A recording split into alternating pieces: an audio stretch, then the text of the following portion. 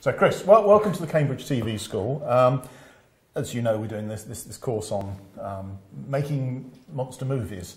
Mm-hmm. So would you like to sort of tell us a bit about your background and why you've come along today? All right.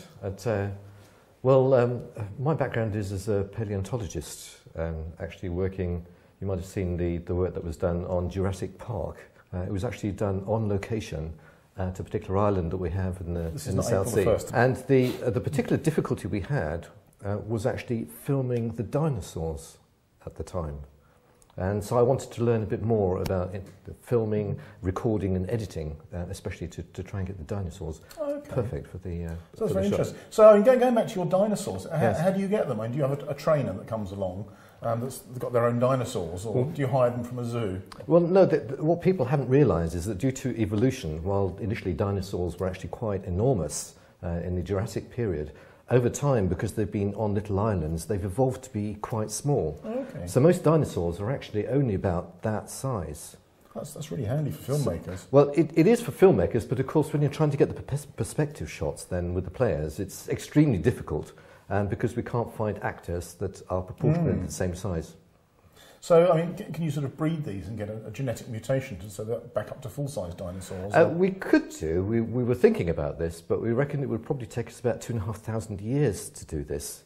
So we were looking for other alternatives in the meantime. But that's quite quick in evolution terms. Oh, it is definitely. But then these things do happen, and size is one of the genes that can actually be regularly changed quite easily. And you saw it with the mammoths, I think. Initially they were in the region of about 4.5 metres, but then the last population on one of the islands was reduced to about the size of a large pet dog. Oh, yeah. So these still in existence, or did someone have to genetically manufacture them from fossils?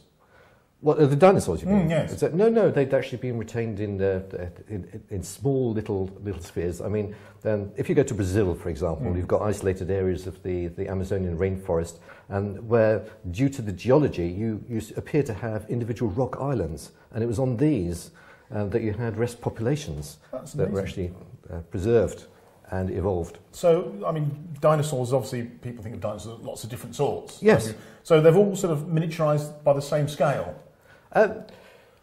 Not necessarily. It's a very good point that you've raised there. I mean, one of the most embarrassing things was that the Tyrannosaurus Rex, which of course was one of the major players at the time, did actually become quite diminutive because it started hunting mice as preferred food rather than the Stegosaurus that would have been around at the same time.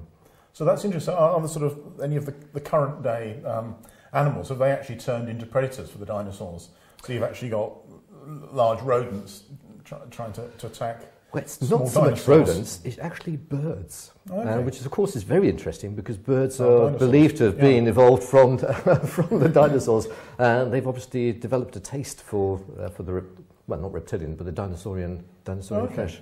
So they are a delicacy, actually. You'll find that certain Amerindian tribes do have them for feast days if they can get them as a delicacy. The dinosaurs or the birds? The dinosaurs. Oh, okay. Yes. Well, the birds as well, but mainly those mainly for the feathers and the decorative. So what about the sort of the herbivorous dinosaurs? Are they carried on? I mean, do they, obviously things got smaller, so they can't eat trees anymore?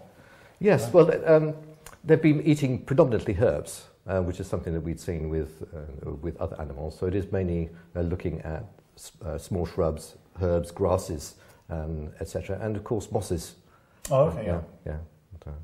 So excellent. Well, thank you very much for that. That's been very, very enlightening. It's been my pleasure.